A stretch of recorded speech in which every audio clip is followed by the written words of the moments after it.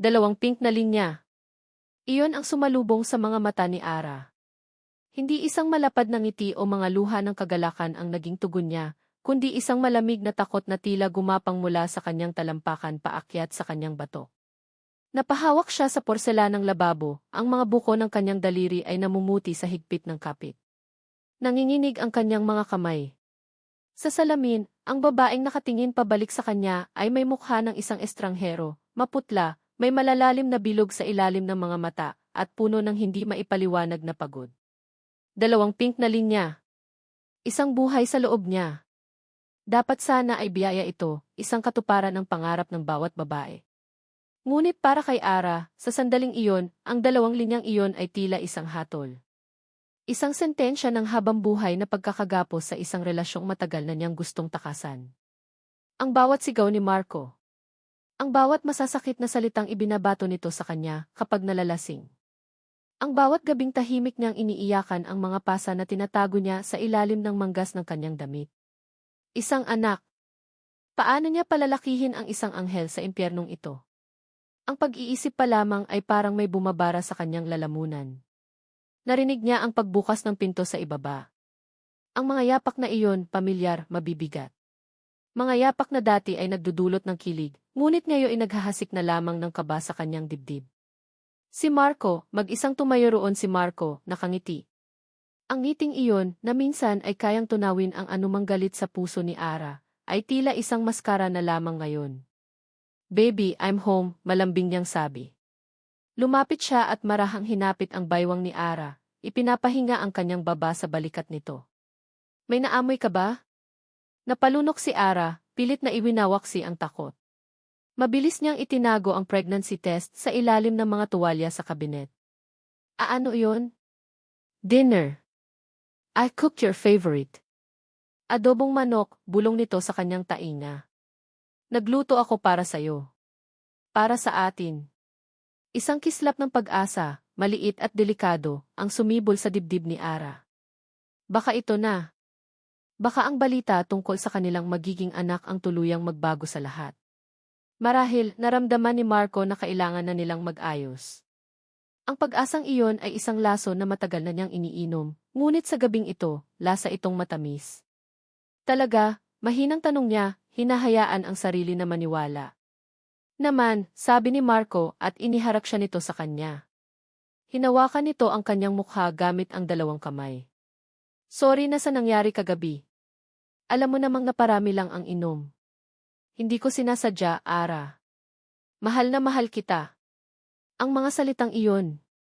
Isang pamilyar na himig. Narinig na niya ang mga ito ng paulit-ulit, ngunit ngayong gabi, may bigat ang mga ito. May isang buhay na nakasalalay sa katotohanan ng mga pangakong ito. Tumango siya, isang maliit at halos hindi mapansing paggalaw. Isang pagsuko. Sa hapagkainan, ang lahat ay perpekto. May dalawang kandilang nakasindi sa gitna ng mesa. Maayos ang pagkakahain ng pagkain. Nagbuhos si Marco ng red wine sa kopitan nito at akmang lalagyan din ang sa kanya. "Wag na muna," mabilis niyang pigil. "Tubig na lang ako."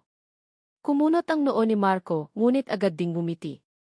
"Okay, sabi mo eh. Basta ang mahalaga, magkasama tayo." Habang kumakain sila, si Marco ay ang lalaking pinakasala ni Ara. Maalaga, palabiro, puno ng mga plano para sa hinaharap. "Naalala mo yung beach house na pangarap natin sa Batangas? Nag-ipon na ako, baby. Malapit na nating makuha yon. Tayong dalawa lang, malayo sa gulo ng syudad." Napangiti si Ara, isang tunay na ngiti sa unang pagkakataon sa loob ng maraming linggo. Ang bahay sa Batangas. Ang kanilang pangarap. Kami tatlo, bulong ng isang bahagi ng kanyang isip. Sasabihin na niya. Pagkatapos ng hapunan, sa tamang panahon, ibibigay niya ang magandang balita. Ang balitang bubuo sa kanila. Ngunit ang tadhana ay may ibang plano. Sa kalagitnaan ng kanilang pagkukwentuhan, tumunog ang cellphone ni Marco. Nakita ni Ara ang pagbabago sa mukha nito nang sulyapan ang screen. Isang mabilis na pag-igting ng panga, isang bahagyang pagkairita na agad ding pinalitan ng isang pilit na ngiti. "Excuse me lang, baby. Importante to, galing sa office," sabi nito at tumayo. Naglakad ito palayo, papunta sa may hardin, tila ayaw magparinig. Naiwan si Ara sa mesa, ang init ng pag-asa sa kanyang dibdib ay unti-unting nilalamon ng lamig ng pagdududa. Bakit kailangang ilayo? Kung trabaho iyon, bakit kailangang ibulong? Ang mga tanong ay parang mga anay na nagsimulang kumain sa pundasyon ng panandaliang kaligayahan na kanyang naramdaman. Nang biglang may umilaw sa ibabaw ng mesa. Ang isa pang cellphone. Ang personal phone ni Marco. Naiwan nito. Isang mensahe ang lumitaw sa lock screen, isang pangalan na dumurog sa puso ni Ara na parang salamin na pinukpok ng maso. Chloe. Ang matalik niyang kaibigan. Ang itinuturing niyang kapatid. Ang saksi sa kanilang kasal. Ang taong pinagsasabihan niya ng lahat ng sakit na idinudulot sa kanya ni Marco. Siya. Ang hangin ay tila ninakaw mula sa mga baga ni Ara. Ang buong mundo niya ay huminto sa pag-ikot, nakasentro na lamang sa maliwanag na screen ng cellphone at sa pangalang iyon. Isang malamig na kirot, mas matindi pa sa anumang pisikal na sakit, ang biglang kumalat sa buong katawan niya. Naramdaman niya ang pag-akyat ng asido mula sa kanyang sikmura. Ang adobo na kanina lang ay tila simbolo ng pag-asa ay ngayon ay parang lason na nanunuot sa kanyang mga ugat. Nanginginig ang kanyang mga kamay, ngunit may isang puwersang nag-udyok sa kanya na kunin ang cellphone. Kailangan niya ng kumpirmasyon. Kailangan niyang makita ang passcode. Ano ang passcode? Sinubukan niya ang birthday ni Marco. Mali.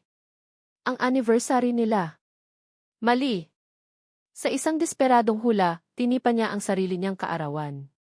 Bumukas ang telepono. At doon, bumuhos ang katotohanan na parang rumaragas ang baha, tinatangay ang lahat ng natitira niyang pag-asa. Hindi lang iisang mensahe. Isang buong kasaysayan ng pagtataksil. Mga mensahe ng paglalambingan. Mga litratong magkasama sila, masaya at malagkit ang tinginan sa isa't isa. May isang litrato kung saan nakayakap si Chloe mula sa likod ni Marco, kapwa sila nakangiti sa harap ng salamin sa banyo, ang salamin sa sarili nilang banyo.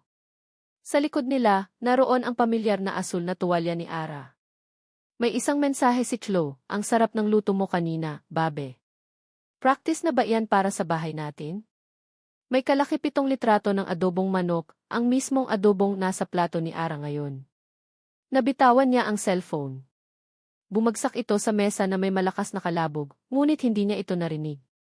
Ang tanging naririnig niya ay ang dumadagundong na tibok ng sarili niyang puso. Isang marahas na ritmo ng pagkasira.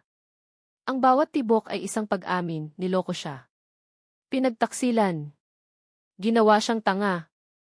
Ang romantikong hapunan ay hindi para sa kanya. Ito ay isang ensayo. Ang mga pangako tungkol sa bahay sa Batangas ay hindi para sa kanilang pamilya.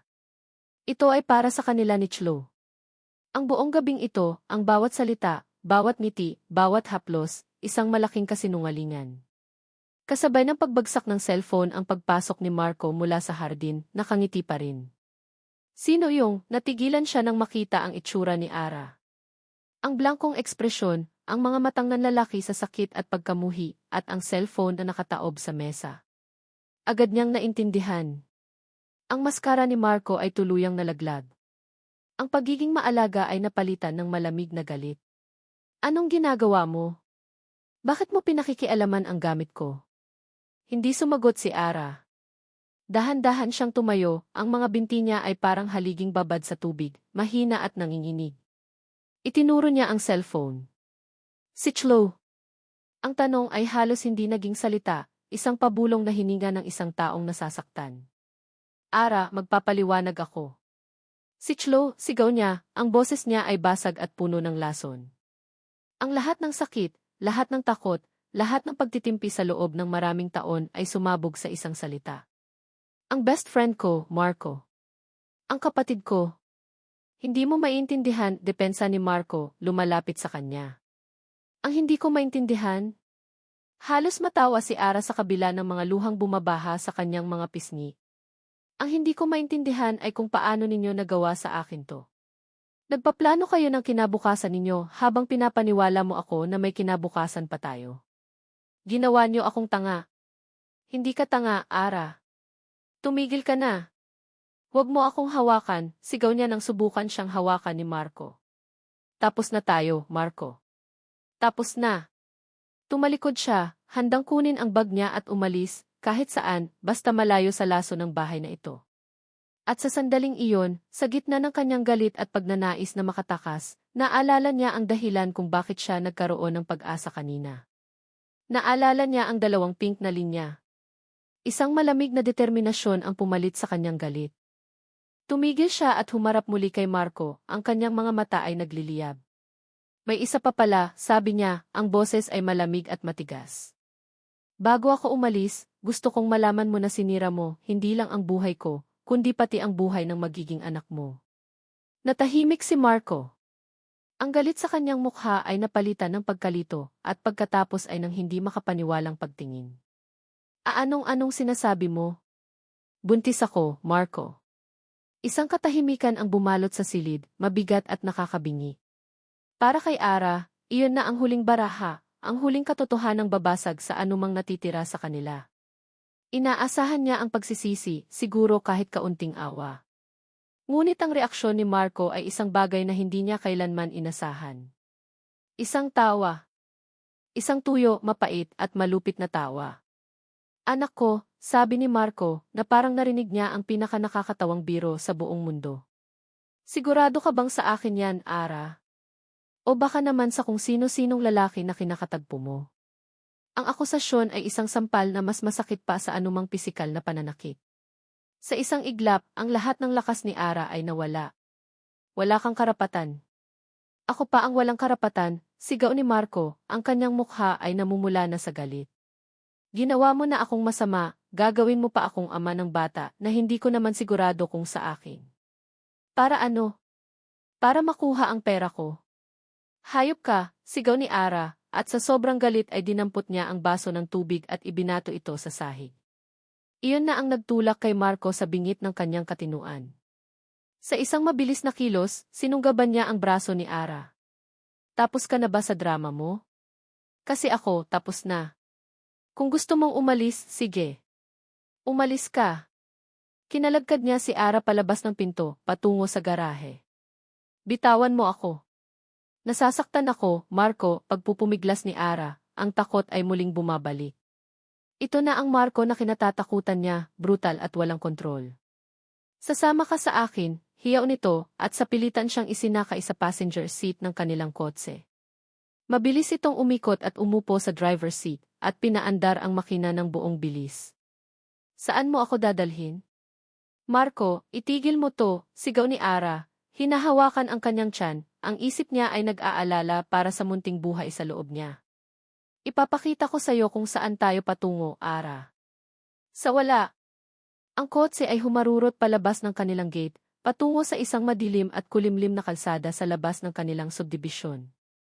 Ang mga puno sa gilid ng daan ay tila mga anino na mabilis na dumadaan. Umuulan ng bahagya at ang kalsada ay madulas. Marco, please, magdahan-dahan ka.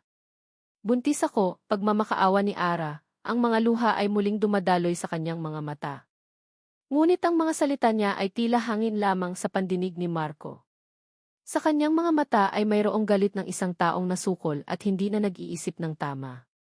Sa isang biglaang pag-ikot ng manibela, isang matalim na pagliko, nawala ng kontrol si Marco sa sasakyan. Ang huling nakita ni Ara ay ang nakakasilaw na ilaw ng isang paparating na truck. Ang huling narinig niya ay ang nakabibinging tunog ng nagkikiskisang metal at nababasag na salamin. At pagkatapos kadiliman. Micaela Ara. Ang unang bumalik sa kamalayan ni Ara ay hindi ang liwanag, kundi ang tunog. Isang maindayog, mekanikal na pagtunog. Beep! Beep! Beep! Kasunod nito ay ang pakiramdam.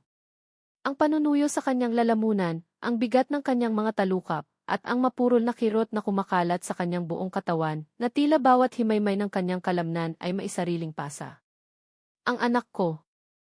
Iyon ang unang malinaw na salitang nabuo sa kanyang isipan, isang desperadong sigaw sa gitna ng naghahalong sakit at kalituhan. Sinubukan niyang imulat ang kanyang mga mata, ngunit tila may nakadagang pabigat sa mga ito. Sinubukan niyang igalaw ang kanyang kamay upang hipuin ang kanyang tiyan, ngunit ang kilos ay nagdulot ng matinding kirot sa kanyang tagiliran. Ang anak ko, ligtas ba siya? Sa wakas, sa tulong ng buong lakas na natitira sa kanya, bahagyan niyang naimulat ang kanyang mga mata. Malabo. Ang lahat ay malabo. Isang puting kisam. Isang malamlam na ilaw. Ang amoy ng antiseptic at mamahaling bulaklak, isang kakaibang kombinasyon.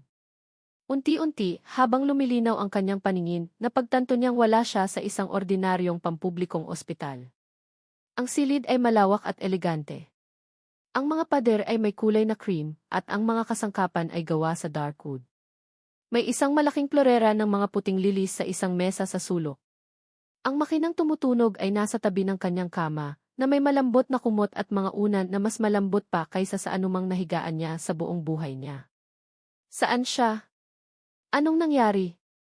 Ang mga alaala ay bumalik na parang pira-pirasong salamin, ang galit sa mukha ni Marco, ang pagtataksil ni Chlo, ang pag-amin niya tungkol sa pagbubuntis, ang malupit na tawa ng kanyang asawa, at ang nakakasilaw na ilaw bago ang lahat ay nagdilim. Napahawak siya sa kanyang tiyan. Wala na ang maliit na umbok. Isang malamig na guwang ang kanyang naramdaman, hindi lang sa pisikal, kundi sa kanyang kaluluwa. Isang pakiramdam ng kawalan. Sa pagpupumilit, dahan-dahan siyang bumangon. Binaliwala niya ang sakit. Kailangan niyang malaman. Itinukod niya ang kanyang sarili hanggang sa makaupo siya. Natanggal ang kumot na nakabalot sa kanya, at nakita niya ang suot niyang hospital gown. Nakita niya ang mga benda sa kanyang braso at ang A-line na nakakabit sa kanyang kamay. Ang kanyang mga mata ay napadako sa isang mataas na salamin na nakatayo sa kabilang dulo ng silid. Nanginginig ang mga binti, dahan-dahan siyang tumayo at lumakad patungo rito, bawat hakbang ay isang pagsubok. Nang sa wakas ay makarating siya sa harap ng salamin, napahinto siya. Ang babaeng nakatingin pabalik sa kanya ay hindi niya lubos na makilala. Maputla ang mukha nito, may mga galos sa pisngi at isang maliit na benda sa noo. Ngunit hindi iyon ang dahilan. May kakaiba sa kanyang mga mata, isang lalim ng sakit na hindi niya pa nakikita dati. Ang kanyang buhok, na dati ilaging nakatalilang, ay nakalugay at tila mas mahaba at alaga. Ngunit higit sa lahat, ang kanyang hitsura ay may bakas ng isang bagay na hindi pamilyar, isang hinhin, isang aristokrasya, na tila natabunan lamang ng pagod at trahedya. Sino ka? Bulong niya sa salamin, ang tanong ay para sa sarili. Sa sandaling iyon, bumukas ang pinto. Pumasok ang isang nurse, at nang makita siyang nakatayo, agad itong nataranta. Ma'am! Hindi pa po kayo dapat tumatayo. Bumalik po kayo sa kama. Ngunit bago pa man siya makalapit, dalawa pang tao ang pumasok sa silid. Isang lalaking nasa mga huling bahagi ng kanyang edad 50, matangkad, may dignidad sa tindig, at may mga hibla ng puting buhok sa kanyang sentido. Kasama niya ang isang babae na halos kasing edad niya, elegante kahit sa simpleng damit, ang mukha ay puno ng pag-aalala at mga luhang nagbabadyang tumulo. Ang kanilang mga mata ay nakatuon sa kanya. Isang tingin na puno ng pananabik, pag-asa, at matinding kalungkutan. Micaela, sabi ng babae, ang boses ay nanginginig. Anak ti. Napakunot ang noo ni Ara. Ko. Lumapit ang dalawa. Ang bawat hakbang nila ay maingat, na para bang natatakot silang baka isa lamang siyang panaginip na maglalaho. Micaela, salamat sa Diyos at gising ka na, sabi naman ng lalaki, ang kanyang boses ay naglalaman ng otoridad, ngunit maihalong pagmamahal. Hinawakan niya ang kamay ni Ara. Ang init ng palad nito ay nagbigay ng kuryente sa kanyang balat.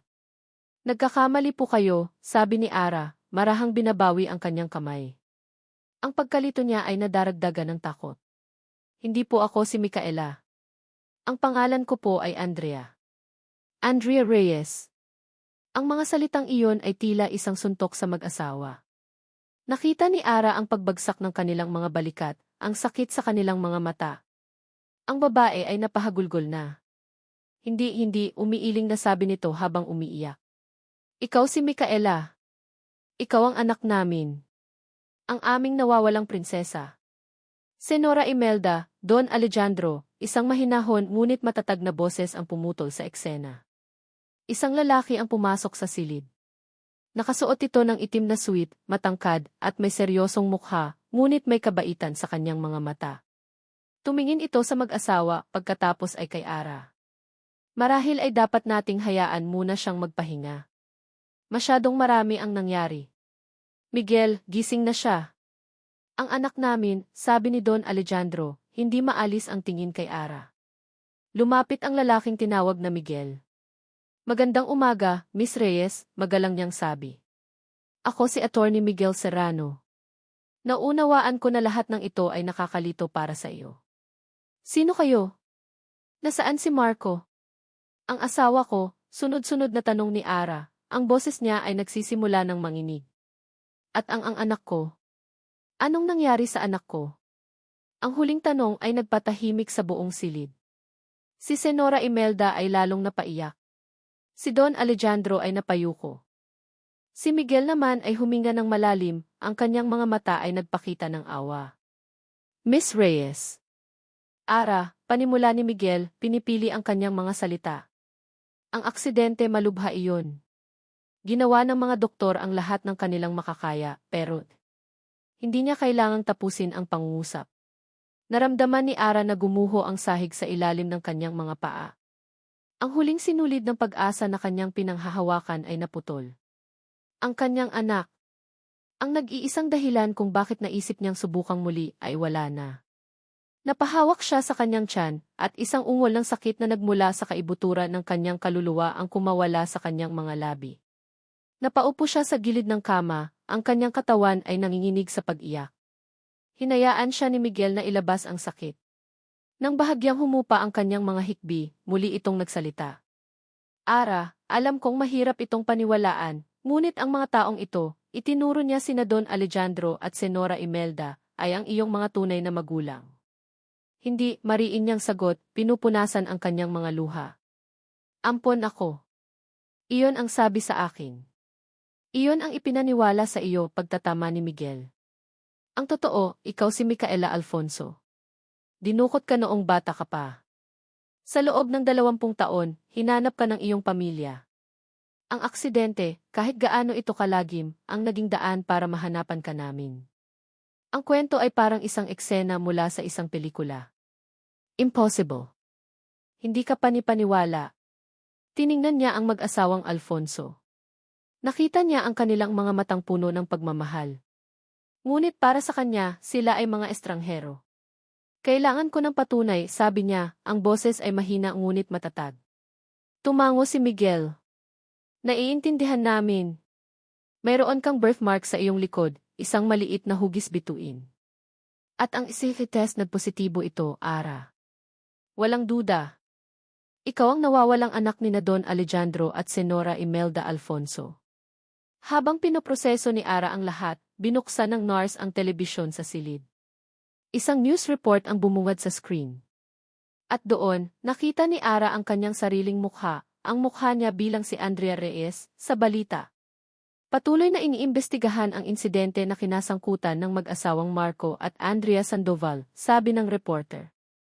Ayon sa paunang salaysay ni Sandoval, na nagtamo lamang ng minor injuries, nagtangka umanong magpakamatay ng kanyang asawa dahil sa matinding emotional distress, na humantong sa pagkalaglag ng kanilang ipinagbubuntis na sana ipanganay na anak. Kasunod nito ay isang video clip. Si Marco, may benda sa noo, umiiyak sa harap ng mga kamera. Sa tabi niya, si Chlo, na nakayakap sa kanya, umiiyak din habang umaarte na tila siya ang pinakamatapat na kaibigan sa buong mundo. Mahal na mahal ko ang asawa ko, sabi ni Marco sa kamera, ang boses ay puno ng peking pighati. Hindi ko alam na aabot siya sa ganito. Gagawin ko ang lahat para matulungan siyang gumaling. Ang kasinungalingan. Ang kataksilan.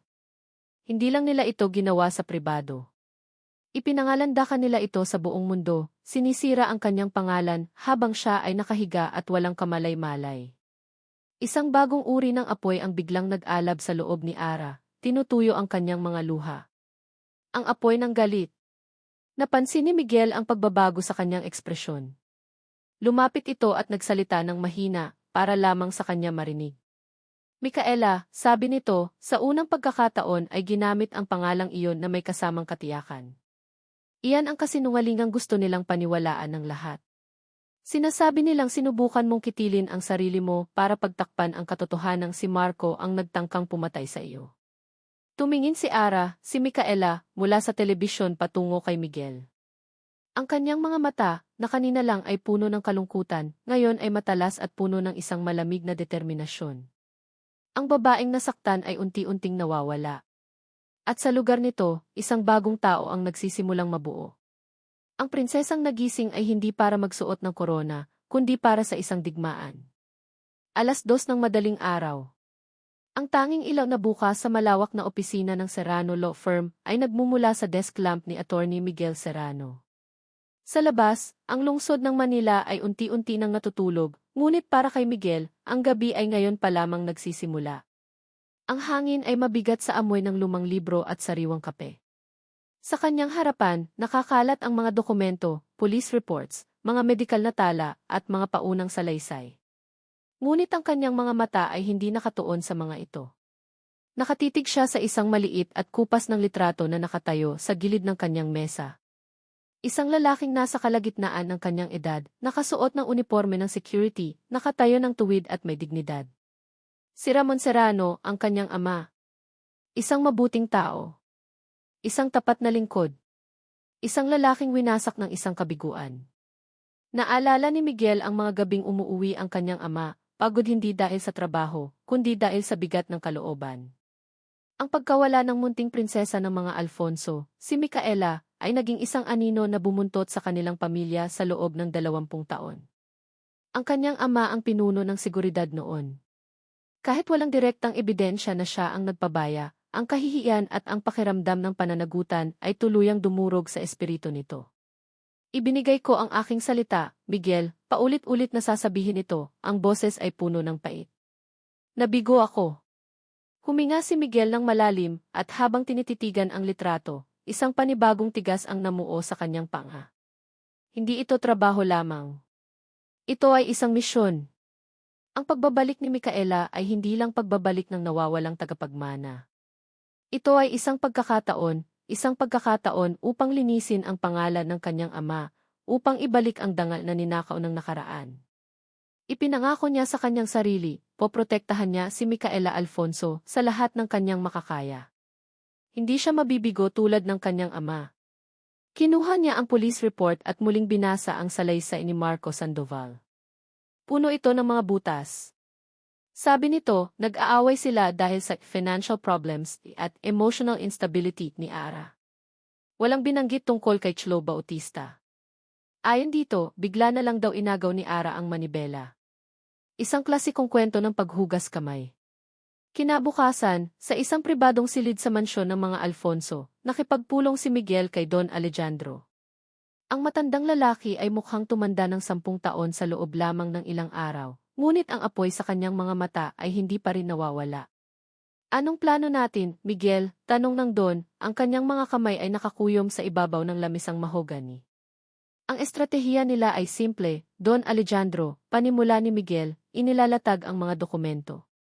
Gagawin nilang biktima si Marco Sandoval at gagawing kontrabida si Micaela. Gagamitin nila ang kanyang trauma para ipintas siyang wala sa tamang pag-iisip. Kung mananalo sila sa opinyon ng publiko, mas mahihirapan tayong patunayan ang kasong attempted murder. Murder, inulit ni Don Alejandro, ang salita ay may bigat ng lason. Nagtangka siyang patayin ang anak ko. At pinatay niya ang apo ko. At iyon mismo ang ating patutunayan, mariing sabi ni Miguel. Hindi ito kaso ng reckless driving. Ito ay krimen na may intensyon. Nag-hire na ako ng isang private investigator, isa sa pinakamagaling sa larangan. Kailangan nating makahanap ng ebidensya na magpapatunay na nagsisinungaling si Sandoval. Isang saksi, isang CCTV footage, kahit ano.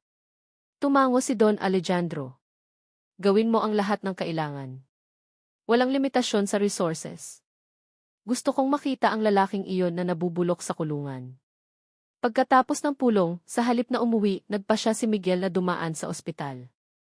Alam niyang kailangan ni Micaela ng isang kakampi, isang taong hindi niya kadugo na maniniwala sa kanya. Naabutan niya itong nakaupo sa kama, nakatingin sa bintana, ngunit ang mga mata ay tila nakatanaw sa malayo. Ang sakit sa kanyang mukha ay halos pisikal na mahahawakan. Dahan-dahan siyang kumatok sa nakabukas na pinto. Lumingon ito, at sa isang saglit, nakita ni Miguel ang bakas ng takot sa mga mata nito, bago ito napalitan ng pagkilala. Attorney! Serrano, mahina niyang sabi. Miguel na lang, sabi niya, umiti ng bahagya at umupo sa silyang malapit sa kama. Kumusta ang pakiramdam mo? Isang mapait na ngiti ang sumilay sa mga labi ni Micaela. Buhay. Ang isang salitang iyon ay naglalaman ng isang mundong puno ng kahulugan. Micaela, panimula niya, ang kanyang boses ay mahinahon. Alam kong wala akong karapatang hilingin ito, pero kailangan kong malaman ang lahat. Ang bawat detalye ng nangyari noong gabing iyon. Huwag mong isipin ang sinasabi nila sa balita. Ang kwento mo ang mahalaga sa akin. Nag-alinlangan si Micaela sa simula. Ngunit habang tinititigan niya si Miguel, nakita niya ang sinseridad sa mga mata nito. Walang paghuhusga, walang pagdududa. Kaya naman, nagsimula siyang magkwento. Mula sa 2 pink na linya sa pregnancy test, sa pekeng romantikong hapunan, hanggang sa pagkatuklas niya sa mga mensahe ni Chlo, at sa malupit na pag-amin ni Marco. Habang nagsasalita siya, ang kanyang boses ay nanginginig, ngunit hindi siya tumigil. Nakinig si Miguel ng walang anumang pag-abala. Ang bawat salita ni Micaela ay nagpapatibay sa kanyang determinasyon.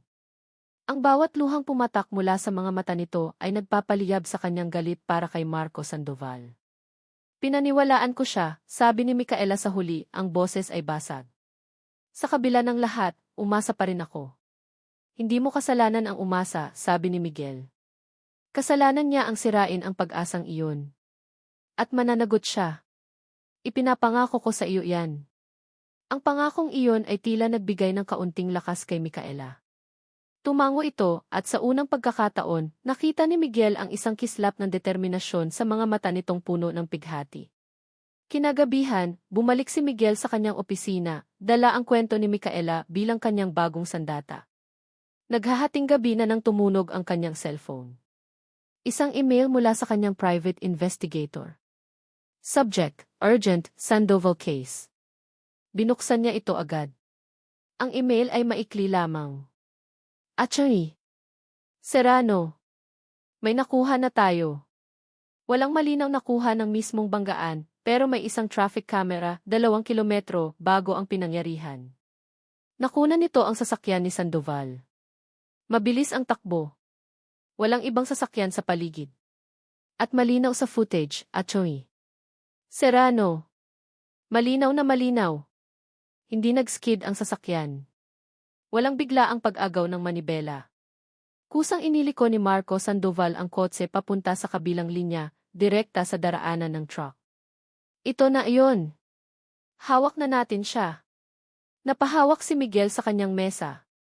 Isang ngiti ng tagumpay ang sumilay sa kanyang mga labi. Ito na ang ebidensyang kailangan nila para idiin si Marco. Akma na sana niyang isasara ang kanyang laptop nang may pumasok na isa pang email mula sa parehong investigador. Subject, Addendum, Financials. Napakunot ang kanyang noo. Binuksan niya ito. Attorney, pinasadahan ko na rin ang paunang financial background check na ni-request mo. May isang bagay na kakaiba.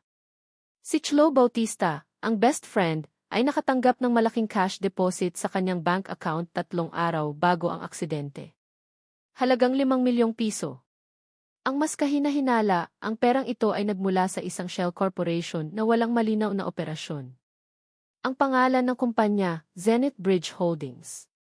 Ang ngiti ni Miguel ay dahan-dahang nawala. 5 milyon. Hindi iyon bayad para sa simpleng pakikiapid. Iyon ay bayad para sa isang mas malaking bagay. Ang kasong ito ay hindi lang tungkol sa isang mapanlinlang na asawa at isang taksil na kaibigan. May iba pang sangkot. Mayroon pang isang manlalaro na nagtatago sa dilim. At ang pangalang Zenith Bridge Holdings ang susi para matagpuan ito. Micaela. Isang linggo. Isang linggo na ang nakalipas mula nang magising si Micaela sa isang buhay na hindi kanya. Sa loob ng 7 araw na iyon, ang kanyang silid sa ospital ay naging isang kulungan at isang santuwaryo. Doon, sa pagitan ng mga puting pader, ipinagluksa niya ang pagkawala ng kanyang anak. Doon niya tinanggap ang katotohanang ang pangalang Ara Reyes ay isa na lamang alaala, isang balat na kailangan niyang hubarin. Ngunit ang pagluluksa ay may hangganan. Ang sakit, gaano man kalalim, ay maaaring maging panggatong. Ayoko nang magtago, mariin niyang sabi kay Miguel isang umaga. Nakatayo ito sa paanan ng kanyang kama, hawak ang isang folder ng mga legal na dokumento. Si Don Alejandro at Senora Imelda ay nasa tabi niya, ang kanilang mga mukha ay puno ng pag-aalala. Anak, hindi mo kailangang magmadali, malumanay na sabi ni Senora Imelda, hinahaplos ang kanyang buhok. Magpagaling ka muna. Umiling si Micaela. Habang nagpapagaling ako dito, ma, sabi niya, at ang salitang ma ay lumabas sa kanyang mga labi ng may kaunting pag-aalinlangan, ngunit may kasamang sinseridad, nagpapakasasa sila sa kanilang mga kasinungalingan. Pinipinta nila ako bilang isang baliw na babae. Hindi ko sila hahayaang manalo. Nakita ni Miguel ang determinasyon sa kanyang mga mata. Hindi ito ang babaeng wasak na nakita niya isang linggo na ang nakalipas. Ang babaeng nasa harap niya ngayon ay may apoy. Ano ang gusto mong gawin? Tanong ni Miguel, ang kanyang tono ay seryoso. Gusto kong lumabas. Gusto kong harapin sila. Gusto kong malaman ng buong mundo na hindi ako biktima na nagtatago sa dilim, sabi ni Micaela. Kailan ang susunod na malaking event ng Alfonso Prime Holdings? Nagkatinginan si Miguel at Don Alejandro. Ang annual charity ball, sagot ni Don Alejandro. Sa Sabado. Ngunit Micaela, sigurado ka ba? Ang media, ang mga tao. Mas mabuti nang harapin ko sila sa sarili kong teritoryo, sa ilalim ng sarili kong mga tuntunin, git niya. Tumingin siya kay Miguel. Magagawa ba natin ito? Isang bahagyang ngiti ang sumilay sa labi ni Miguel. Isang ngiti ng paghanga. Naman. Magagawa natin ito. Ang sumunod na mga araw ay isang mabilis na paghahanda. Dumating ang isang pangkat na mga stylist at makeup artist sa kanyang suite sa ospital, na ginawang isang high-end salon ang silid. Sa simula, naramdaman ni Micaela na siya ay isang manika na binibihisan. Ang mga mamahaling damit, ang mga alahas, lahat ay banyaga sa kanya, na sanay sa simpleng maong at t-shirt. Ang layunin natin ay hindi para itago kung sino ka, paliwanag ng pangunahing stylist, isang babaeng may matalas na mata na nagngangalang Sofia. Kundi para ipakita kung sino ka talaga. Isang Alfonso. Habang tinitingnan niya ang kanyang refleksyon sa salamin, isang babaeng hindi niya halos makilala ang tumingin pabalik. Ang kanyang buhok ay inayos sa eleganteng alon. Ang kanyang mukha, kahit may bahagyang pamumutla pa, ay nabigyan ng kulay. Ang mga pasa ay natakpan na ng makeup. Ngunit ang pinakamalaking pagbabago ay nasa kanyang mga mata.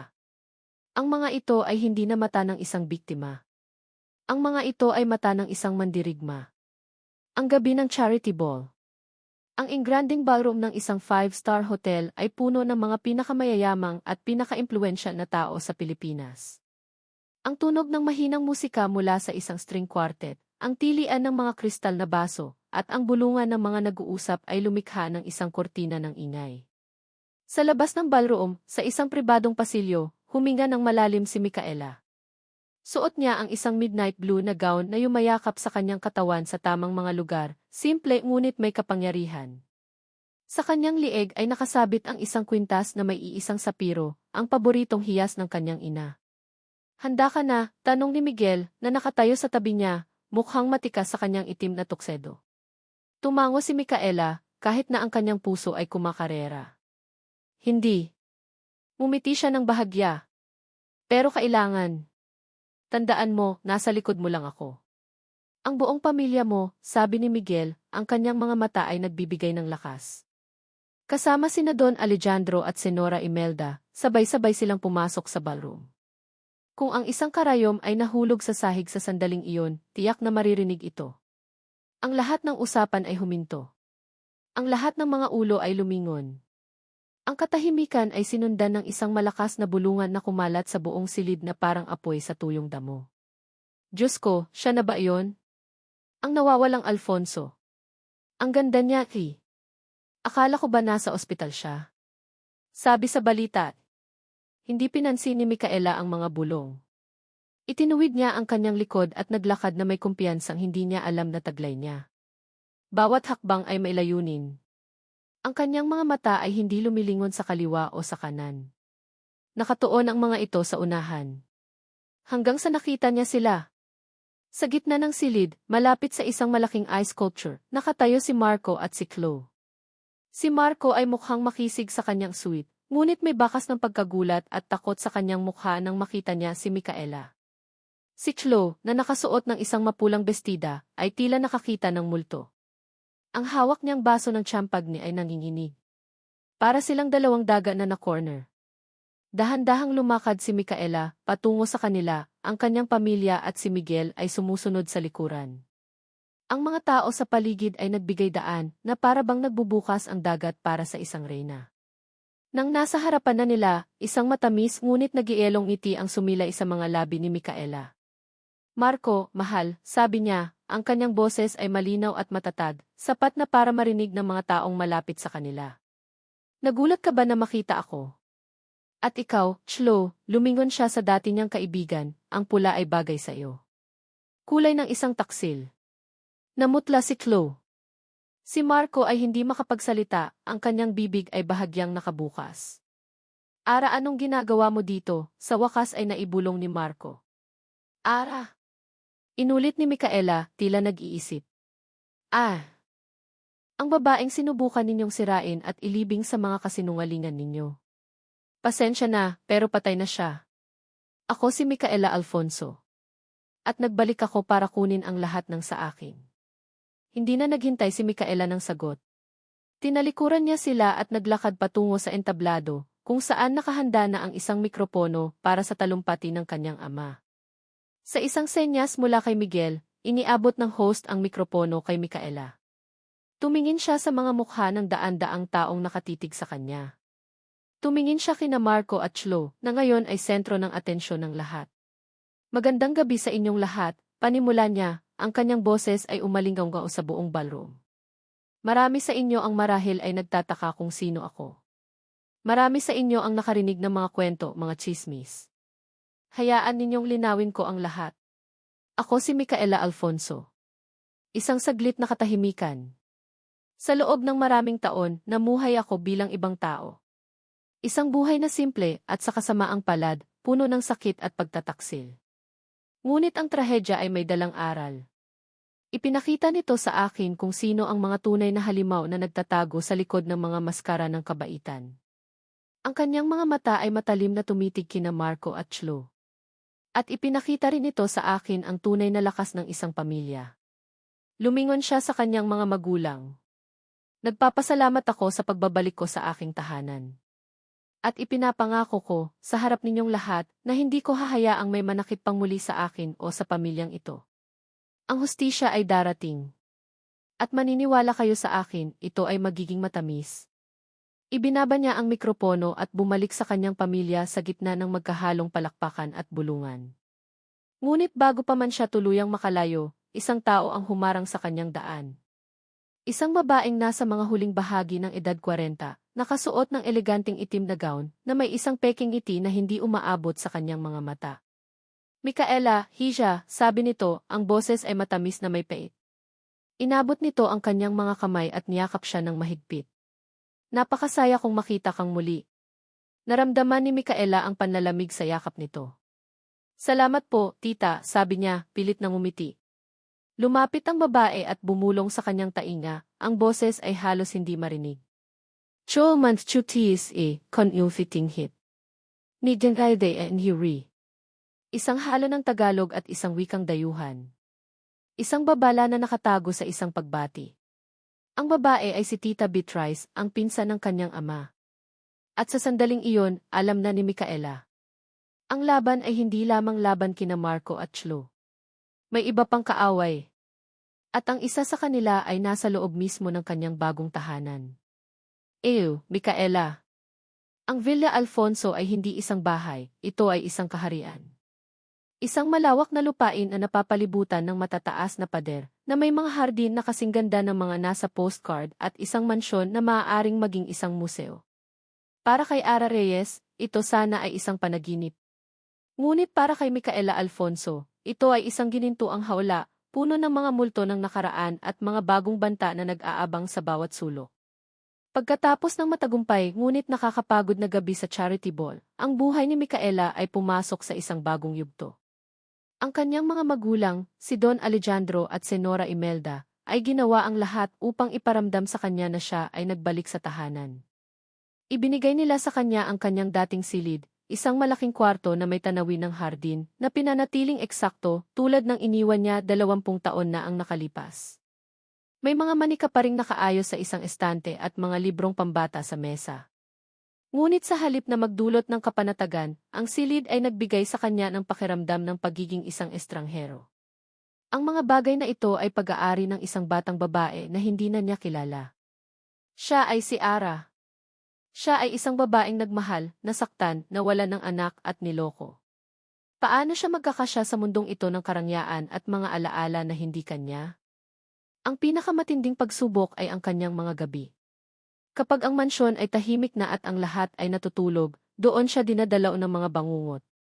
Hindi na ito tungkol kay Marco o sa aksidente. Ang mga bagong bangungot ay mas malabo, mas nakakatakot.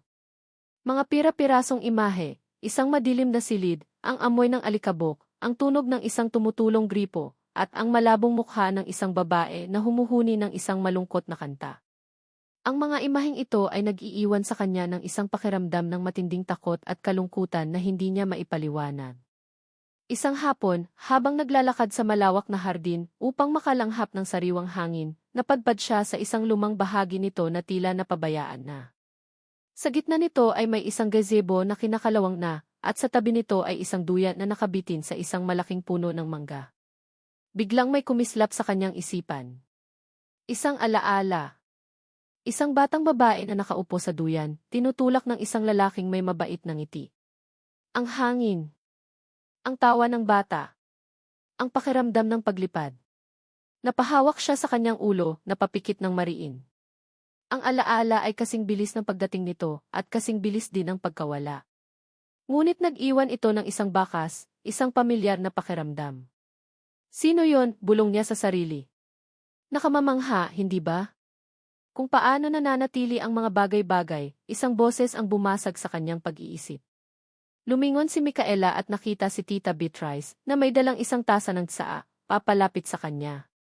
Ang ngiti nito ay kasing peke ng mga bulaklak na plastik. Paboritong lugar mo iyan dati, sabi ni Beatrice, tumitingin sa duyan.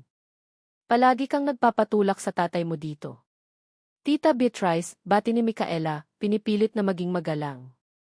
Kumusta ka na, Hija? Nakaka-adjust ka na ba? Tanong nito, ang tono ay puno ng huwad na pag-aalala. Alam mo, dapat kang mag-ingat. Ang mansyon na ito marami itong sekreto. At ang biglaang pagbabago sa buhay ay maaaring maging sanhi ng alam mo na, kalituhan sa isip. Ang mga salita nito ay parang mga karayom, patagong tumutusok. Sinusubukan ba nitong palabasin na nababaliw siya? Salamat po sa pag-aalala, tita. Pero malinaw pa sa sikat ng araw ang isip ko, matatag niyang sagot. Ang ngiti ni Beatrice ay bahagyang kumupas. Mabuti kung ganoon. Uminom ito mula sa kanyang tasa. Nga pala, nakita mo ba ang hikaw kong perlas? Yung paborito ko. Tila nawawala. Baka sakaling napansin mo. Hindi po, tita. Hindi ko po napansin, sagot ni Micaela, naramdaman ang bigat ng akusasyon sa tanong. Sa mga sumunod na araw, ang mga aksidente ay nagpatuloy. Isang mahalagang dokumento para sa kumpanya na iniwan ni Micaela sa kanyang mesa ay biglang nawala para lamang matagpuan sa basurahan. Isang damit na isusuot sana niya para sa isang mahalagang pananghalian ay aksidenteng kinatapunan ng kape ng isang kasambahay na umiiyak at humihingi ng tawad. Alam ni Micaela na si Beatrice ang nasa likod ng lahat ng ito. Ngunit wala siyang patunay. Ang bawat insidente ay tila isang maliit na bagay lamang, ngunit kapag pinagsama-sama, ang layunin ay malinaw, upang ipahiya siya, upang palabasin na siya ay pabaya at walang kakayahan. Dahil sa mga nangyayari, naging mas maingat si Micaela. Hindi siya nagtitiwala sa halos kahit kanino sa loob ng mansyon. Ang tanging taong nakakausap niya ng malaya ay si Miguel. Isang gabi, hindi siya makatulog. Pumunta siya sa library ng mansyon, umaasang ang pagbabasa ay makakatulong. Ngunit naabutan niya si Miguel doon, nagtatrabaho sa kanyang laptop sa ilalim ng isang maliit na ilaw. Hindi ka rin makatulog, tanong ni Miguel, hindi na nagulat na makita siya. Masyadong maraming iniisip, aminado ni Micaela, umupo sa silyang katapat niya. Pakiramdam ko, bawat galaw ko ay binabantayan. Dahil totoo, sabi ni Miguel, isinara ang kanyang laptop. Si Beatrice ay isang ahas. Naghihintay lang siya ng tamang pagkakataon para tumuklaw. At hindi lang siya. Kailangan mong mag-ingat sa lahat. Ikaw, sabi ni Micaela, tinititigan siya. Mapagkakatiwalaan ba kita, Miguel? Ang tanong ay direkta at walang paligoy. Tumingin si Miguel sa kanyang mga mata, ang kanyang ekspresyon ay seryoso. Simpleng sagot niya. Mayroon akong utang na kailangang bayaran. Sa pamilya mo at sa alaala ng tatay ko. Hindi kita pababayaan. Mayroong katapatan sa kanyang boses na naramdaman ni Micaela. Sa mundong ito na puno ng pagkukunwari, ang sinseridad ni Miguel ay parang isang malamig na tubig sa isang taong nauuhaw. May isang bagay na gumugulo sa isip ko pag-amin ni Micaela.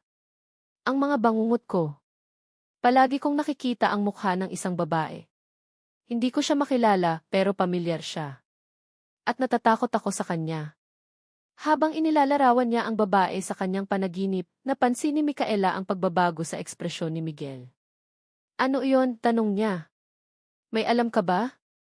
Nag-alinlangan si Miguel. Micaela, bago ka nawala, may isang bagong kasambahay na kinuha ang iyong ina. Isang yaya na partikular na inatasan para sa iyo. Ang pangalan niya ay Dolores. Dolores, inulit ni Micaela. Ang pangalan ay tila tumama sa isang kwerdas sa kanyang alaala. Nawala rin siya noong araw na dinukot ka, patuloy ni Miguel. Hindi na siya natagpuan. Siya ang pangunahing suspect noon, ngunit walang ebidensya. Sa sandaling iyon, ang imahe sa bangungot ni Micaela ay biglang luminaw. Ang malabong mukha ay nagkaroon ng mga mata, ilong at bibig. Ang mukha ni Dolores, ang kanyang yaya. Ngunit sa kanyang panaginip, ang mukha na iyon ay hindi nagpapakita ng pag-aalaga. Nagpapakita ito ng lamig, ng galit. Isang nakakakilabot na realisasyon ang tumama sa kanya. Ang babaeng pinagkakatiwalaan ng kanyang pamilya, ang babaeng dapat na nag-aalaga sa kanya, ay maaaring ang mismong taong kumuha sa kanya. Miguel, sabi niya, ang kanyang boses ay nanginginig. Sa tingin ko kilala ko siya. Napatingin siya sa bintana, sa dilim ng gabi sa labas. Ang mga multo ng nakaraan ay hindi na lamang mga bangungot. Nagkakaroon na sila ng mga pangalan at mukha. At alam niyang kailangan niyang harapin ang mga ito, gaano man ito kasakit. Miguel. Zenith Bridge Holdings. Ang pangalan ng kumpanyang iyon ay umalinggaw sa isipan ni Miguel na parang isang sirang plaka. Sa loob ng isang linggo, iyon ang naging sentro ng kanyang mundo. Ang kanyang opisina, na dati maayos at organisado, ay naging lungga ng isang taong nahuhumaling sa isang misteryo. Ang mga pader ay natatakpan ng mga whiteboards na puno ng mga diagram, mga pangalan, at mga linyang nag-uugnay sa bawat isa. Ang sahig ay may mga tumpok ng mga financial records at corporate registry documents. Ang hangin ay amoy kape at kawalan ng tulog. Ang 5 milyong pisong pumasok sa account ni Chlo Bautista ay hindi basta-basta. Iyon ang susi. Alam niya ito sa kaibuturan ng kanyang pagkatao. Mag-focus ka kay Chlo, hindi sa kumpanya, payo ng kanyang pinagkakatiwalaang investigador, isang retiradong pulis na nagngangalang Mang Tony. Ang isda ang hulihin natin, hindi ang dagat. Tama si Mang Tony. Ang Zenith Bridge Holdings ay isang multo. Isang shell corporation na nakarehistro sa isang address na isa palang abandonadong bodega. Ang mga pangalan sa board of directors ay mga peking pagkakakilanlan. Ngunit si Chlo Bautista, siya ay totoo. Siya ay may mga kahinaan. At ang pinakamalaking kahinaan niya ay ang takot. Isang hapon, sa gitna ng kanyang pagsisiyasat, isang tawag ang natanggap ni Miguel mula sa kanyang source sa ED. Attorney Serrano, sabi ng boses sa kabilang linya.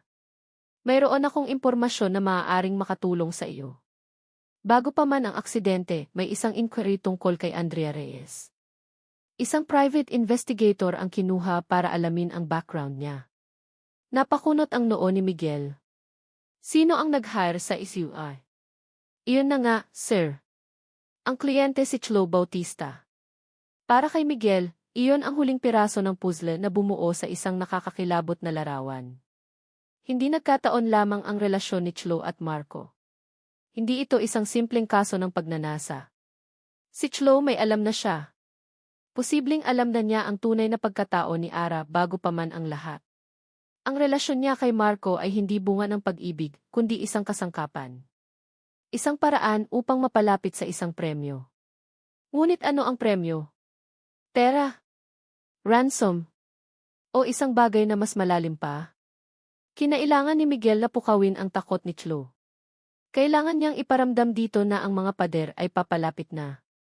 Sa tulong ni Don Alejandro, naglabas sila ng isang subwena para kay Chlo Bautista, na nag-aatas sa kanya na magbigay ng testimonya sa isang preliminary investigation tungkol sa financial anomalies na may kaugnayan sa kaso ni Marco Sandoval. Isang legal na patibong. Hindi ito direktang nag-aakusa, ngunit sapat na ito para maghasik ng lagim. Ipinadala ni Miguel ang subwena sa pamamagitan ng isang sheriff sa high-end na condominium unit ni Chlo. Ayon sa ulat ng sheriff, namutla daw si Chlo nang matanggap ito at halos hindi makapagsalita. Perpekto. Ang lason ay nagsisimula ng kumalat. Upang mas maintindihan ang ugat ng lahat, nagpasya si Miguel na bisitahin ang isang matandang kaibigan ng kanyang ama, si David Lim, isang retiradong business journalist na alam ang lahat ng sikreto ng mga makapangyarihang pamilya sa Maynila. Nagkita sila sa isang tahimik na Chinese restaurant sa Binondo. Si Lim, isang maliit ngunit matalas ang isip na lalaki, ay nakikinig habang inilalatag ni Miguel ang kanyang mga natuklasan. Alfonso at Montemayor, sabi ni Lim pagkatapos uminom ng tsaa. Ang alitan ng dalawang pamilyang iyan ay mas lumapa kaysa sa EDSA Revolution. Hindi lang ito tungkol sa negosyo, Miguel. Personal ito. Ikinuwento ni Lim ang kasaysayan. Kung paano ang mga patriarch ng dalawang pamilya, si Don Alejandro Alfonso at si Don Ricardo Montemayor, ay dating magkaibigan at business partners. Ngunit dahil sa isang malaking pagtatalo na may kinalaman sa isang minahan ng ginto at isang akusasyon ng pagtataksil, sila ay naging mortal na magkaaway. Ang kanilang laban ay hindi lamang sa boardroom, kundi maging sa politika at lipunan. Nang mawala si Micaela, pagpapatuloy ni Lim, marami ang naghinala na may kinalaman ang mga Montemayor. Ngunit walang ebidensya. Si Don Ricardo ay tusong manlalaro. Malinis siyang magtrabaho. Zenith Bridge Holdings, sabi ni Miguel. Pamilyar ba sa iyo ang pangalang iyan? Umiling si Lim. Bago yan. Ngunit kung may kinalaman ito sa mga Montemayor, asahan mong mahirap itong bakasin. Pag-alis ni Miguel sa restaurant, mas naging malinaw sa kanya ang lahat. Ang pagkawala ni Micaela noon at ang mga nangyayari ngayon ay magkaugnay. Si Chlo Bautista ay hindi isang master planner. Isa lamang siyang pawn sa isang mas malaking laro. Isang laro sa pagitan ng mga higante. Gabi na nang bumalik si Miguel sa kanyang opisina.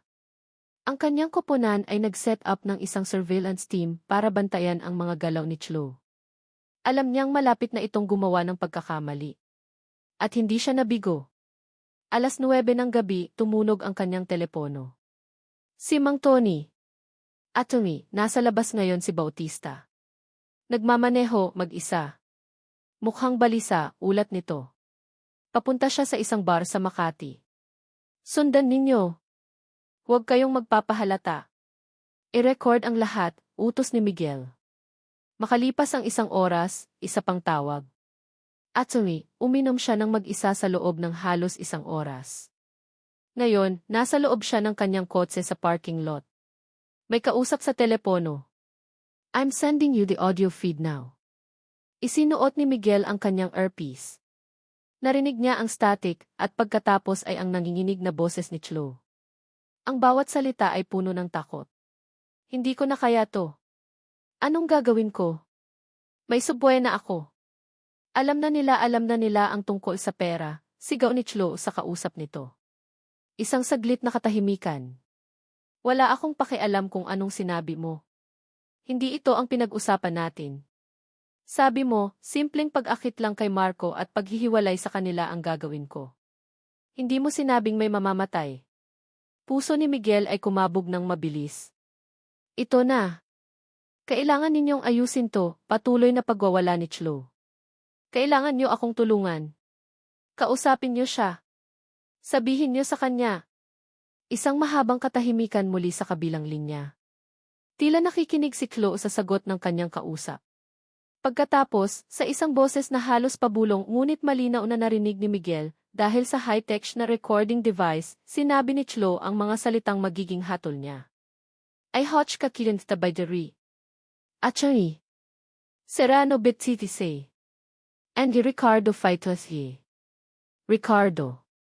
Don Ricardo Montemayor. Hawak na niya ang koneksyon. Pinatay ni Miguel ang audio feed. Sumandal siya sa kanyang silya, at sa unang pagkakataon sa loob ng maraming araw, naramdaman niya ang isang malamig na katiyakan. Ang giyera ay hindi pa tapos. Sa katunayan, ito ay ngayon pa lamang magsisimula. Ngunit ngayon, kilala na niya ang kanyang kalaban. Micaela.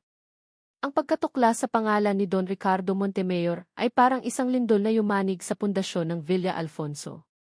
Ang pangalang iyon, na dati isang malayong anino lamang sa kasaysayan ng kanilang pamilya, ay biglang naging isang konkretong banta, isang halimaw na nagising mula sa mahabang pagkakatulog. Sa isang iglap, ang laban ni Micaela para sa personal na hustisya ay naging bahagi ng isang mas malaki at mas matandang digmaan. Ang unang salvo ay hindi nagtagal. Isang umaga, habang nag-aalmusal ang pamilyang Alfonso, pumasok si Miguel sa dining hall. Ang kanyang mukha ay seryoso at ang hawak niyang tablet ay nagpapakita ng mga nagbabagang pulang numero. Sinimulan na nila, sabi ni Miguel ang walang anumang pag-aalinlangan. The Montemayor Group just launched a hostile takeover bid for Alfonso Prime Holdings. Ang kutsarang hawak ni Senora Imelda ay bumagsak sa kanyang plato na may malakas na kalansing. Si Don Alejandro ay nanatiling kalmado, ngunit nakita ni Micaela ang pag-igting ng panga nito at ang apoy na muling nag-alab sa kanyang mga mata. Isang hostile takeover, isang agresibong pagtatangka na bilhin ang sapat na shares ng kanilang kumpanya upang makuha ang kontrol. Ito ay isang deklarasyon ng giyera sa mundo ng korporasyon. Ang sumunod na mga oras ay puno ng tensyon. Ang conference room ng mansyon ay naging isang war room. Ang mga telepono ay walang tigil sa pagtunog. Ang mga executive ng Alfonso Prime Holdings, na tapat sa pamilya, ay dumarating at umaalis, ang kanilang mga mukha ay puno ng pag-aalala. Sa gitna ng kaguluhan, naramdaman ni Micaela ang isang pamilyar na pakiramdam, ang pakiramdam ng pagiging inutil, ng pagiging isang palamuti lamang sa isang mundong hindi niya lubos na maunawaan. Tiningnan niya ang mga komplikadong chart at mga financial projection sa malaking screen. Ang mga ito ay mga salitang banyaga sa kanya. Siya si Ara, isang babaeng sanay sa pagbabudget ng sahod at paghahanap ng murang bilihin sa palengke. Ano ang alam niya sa stock market at corporate warfare? Pinanood niya ang kanyang ama na magbigay ng mga utos, ang kanyang boses ay matatag at puno ng otoridad. Pinanood niya si Miguel na makipag-usap sa mga abogado at mga banker, ang kanyang isip ay matalas at mabilis. Lahat sila ay may papel sa laban na ito. Siya, ano ang kanyang papel? Habang nagkakagulo ang lahat sa pag-iisip kung paano kokontrahin ang pag-atake ng mga Montemayor sa stock market, biglang nagsalita si Micaela. Bakit hindi natin sila labanan sa ibang paraan? Ang lahat ng mga mata ay napabaling sa kanya. Mayroong pagtataka, at sa tingin ng ilan, mayroong bahagyang pagkainis. Micaela, anak, ito ay isang komplikadong bagay, panimula ng kanyang ama. Alam ko po, pa, putol niya, ang kanyang boses ay magalang ngunit matatag. Naiintindihan ko na sinusubukan nilang pabagsakin ang halaga ng shares natin para madali nilang mabili. Ngunit ang halaga ng isang kumpanya ay hindi lamang nakabase sa stock market. Nakabase rin ito sa tiwala ng mga tao. Naglakad siya patungo sa whiteboard. Kumuha siya ng isang marker. Sino po ang mga pangunahing customer ng Montemayor Group? Ang kanilang pinakamalaking dibisyon ay ang kanilang mga high-end na condominium at mga luxury mall, sagot ng isang executive. Target nila ang Class A at B. Eksakto, sabi ni Micaela. At ang Alfonso Prime Holdings. Ang ating mga bangko, ang ating mga food products, ang ating mga telecommunication services abot kaya at ginagamit ng masa. Na Class C, Z at A. Tumingin siya sa kanilang lahat. Habang abala sila sa pag-atake sa atin dito sa itaas, itinuro niya ang itaas na bahagi ng board, paano kung salakayin natin sila mula sa ibaba. Isang katahimikan ang bumalot sa silid. Ang mga executive ay nagtinginan, naguguluhan. Ano ang ibig mong sabihin, Hija? Tanong ni Don Alejandro. Maglunsad tayo ng isang malawakang kampanya, paliwanag ni Micaela, ang kanyang isip ay biglang naging malinaw. Ang mga taon niya bilang si Ara, ang kanyang karanasan sa pakikisalamuha sa mga ordinaryong tao, ay biglang naging isang sandata. Isang kampanya na hindi tungkol sa pera o sa stocks. Isang kampanya tungkol sa mga tao. Alfonso para sa pamilyang Pilipino. Mag-aalok tayo ng mga malalaking diskwento. Mag-o-sponsor tayo ng mga community projects. Ibabalik natin ang tiwala ng mga tao sa isang paraan na hindi kayang tapatan ng mga Montemayor dahil hindi nila naiintindihan ang merkado na iyon. Iyon ay magastos, komento ng isang matandang board member. Bababa ang ating short-term profits. Ngunit palalakasin nito ang ating brand loyalty sa pangmatagalan, sabat ni Miguel, ang kanyang mga mata ay nagliliwanag sa pag-unawa at paghanga. Ito ay isang public relations move na may kasamang business strategy. Magaling, Micaela. Napakagaling. Sa simula, marami ang nag-aalinlangan. Ngunit sa suporta ni Don Alejandro at sa detalyadong plano na binuo ni Micaela at Miguel, ang kampanya ay inilunsad. Ang Key Alfonso para sa pamilyang Pilipino ay naging isang instant hit. Ang mga balita tungkol sa pagbaba ng interes sa mga pautang ng kanilang bangko para sa maliliit na negosyo, ang pamimigay ng mga food packs sa mga nasalanta ng baha, at ang pag-aalok ng libreng internet sa mga pampublikong paaralan ay kumalat na parang apoy. Ang pangalan ng Alfonso ay naging simbolo ng pagtulong, habang ang pangalan ng Montemayor ay nanatiling nakakabit sa imahe ng kasakiman at corporate greed. Ang epekto ay hindi agad nakita sa stock market, ngunit naramdaman ito sa pulso ng publiko. Ang social media ay puno ng papuri para sa mga Alfonso. Ang kanilang mga produkto ay mas lalong tinangkilik. Ang kanilang brand image ay tumaas ng husto. Ang atake ng Montemayor, na dapat sana'y magpapakita sa kanila bilang malakas, ay nagmukha na ngayong isang panunupil ng isang minamahal na kumpanya. Isang gabi, sa isang malaking pagtitipon ng mga negosyante, dumating ang pamilyang Alfonso. Agad silang pinalibutan ng mga taong bumabati sa kanila para sa kanilang kampanya. Sa gitna ng pagtitipon, isang presensya ang nagpatahimik sa lahat. Si Don Ricardo Montemayor, kasama ang kanyang mga alipores, ay pumasok sa silid. Siya ay isang matandang lalaki na may mapanuring mga mata at isang aroganting tindig. Naglakad siya ng direkta patungo sa mga Alfonso. Nagkaharap ang dalawang patriarch. Ang hangin ay naging makapal sa tensyon. Alejandro, bati ni Don Ricardo, ang kanyang boses ay malamig. Magandang gabi. Ricardo, sagot ni Don Alejandro, ang kanyang tono ay parehong nagielo. Ang mga mata ni Don Ricardo ay napunta kay Micaela, na nakatayo sa pagitan ni Miguel at ng kanyang ama. Sinuri niya ito mula ulo hanggang paa. At ito na pala ang nawawalang prinsesa. Kamukha mo ang iyong ina noong kanyang kabataan. Don Ricardo, bati ni Micaela, ang kanyang boses ay kalmado ngunit matatag. Isang mapanganib na ngiti ang sumilay sa mga labi ni Don Ricardo. Tumingin siya pabalik kay Don Alejandro. Tit vui kay tips yaki as dili Alejandro. And then giveaway sa tiva, advents fi kuchoin ni tisi no tian sehu. Isang pagbabanta. Isang pag-amin na alam niya ang lahat. Bago pa man makasagot si Don Alejandro, humakbang si Micaela. Tinitigan niya si Don Ricardo sa mata. Marahil po ay tama kayo, Don Ricardo, sabi niya, ang kanyang boses ay malinaw at hindi nanginginig. Hindi lahat ng fairy tale ay may happy ending. Lalo na para sa mga kontrabida. Ang ngiti ni Don Ricardo ay nawala. Sa isang saglit, nakita ni Micaela ang pagkagulat sa mga mata nito. Isang pagkagulat na ang batang babae na minsan niyang sinira ay nagbalik, hindi bilang isang biktima, kundi bilang isang kalaban na handang lumaro sa kanilang laro. Ang digmaan ng mga higante ay nagsimula na. At sa gabing iyon, ipinakita ni Micaela na hindi na siya isang paon. Isa na siyang reyna na handang protektahan ang kanyang kaharian. Miguel. Ang komprontasyon sa pagitan ni Micaela at Don Ricardo Montemayor ay nag-iwan ng isang malinaw na mensahe. Ang digmaan ay naging personal. Hindi na ito laban sa isang walang mukhang korporasyon. Ang kalaban ay may pangalan, may mukha, at may kasaysayan ng pagkamuhi. Dahil dito, ang presyon na nararamdaman ni Miguel ay dumoble. Ang bawat araw ay isang bagong laban. Mga legal na manyobra mula sa mga abogado ng Montemayor, mga peking balita na kumakalat online na sumisira sa pangalan ng mga Alfonso, at ang palihim na paninira mula kay Tita Beatrice sa loob mismo ng mansyon. Naramdaman ni Miguel na siya ay nasa gitna ng isang bagyo, sinusubukang protektahan si Micaela mula sa lahat ng direksyon. Isang gabi, habang pauwi na si Micaela mula sa isang community event na bahagi ng kanilang kampanya, isang aksidente ang nangyari.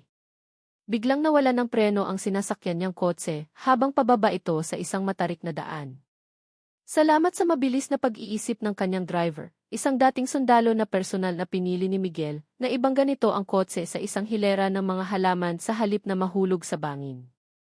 Walang nasaktan ng malubha, ngunit ang takot na idinulot nito kay Micaela ay malinaw. Si Miguel ang unang dumating sa eksena, ang kanyang puso ay kumakabog sa takot. Nakita niya si Micaela na nakatayo sa gilid ng daan, nanginginig habang kausap ng mga pulis. Miguel, sabi nito nang makita siya, ang boses ay bahagyang nanginginig. Nilapitan niya ito at walang sabi-sabing inakbayan. Okay ka lang? Sigurado ka, tanong niya, sinusuri ang bawat pulgada nito kung may galos. Tumango ito. Salamat kay Kuya Roddy. Tumingin si Miguel sa driver na tumango rin sa kanya. Pagkatapos ay tiningnan niya ang kotse. Alam niyang hindi ito aksidente. Isa itong babala. At alam niyang si Beatrice ang pinakamalamang na may kagagawan. Mas madali para dito na mag-utos sa loob na manipulahin ang isang mekaniko. Isa itong mensahe na kahit saan ay hindi ligtas si Micaela. Sa biyahe pabalik sa mansyon, sakay ng kanyang kotse, tahimik lamang si Micaela. Nang makarating sila, sa halip na pumasok sa loob, naglakad ito patungo sa balkonahe na may tanawin ng buong syudad. Sumunod si Miguel. Ang buwan ay bilog at maliwanag. Ang mga ilaw ng syudad sa ibaba ay kumikislap na parang mga bituin na nahulog sa lupa. Minsan, iniisip ko kung tama ba ang ginawa kong pagbabalik, mahinang sabi ni Micaela, hindi tumitingin sa kanya.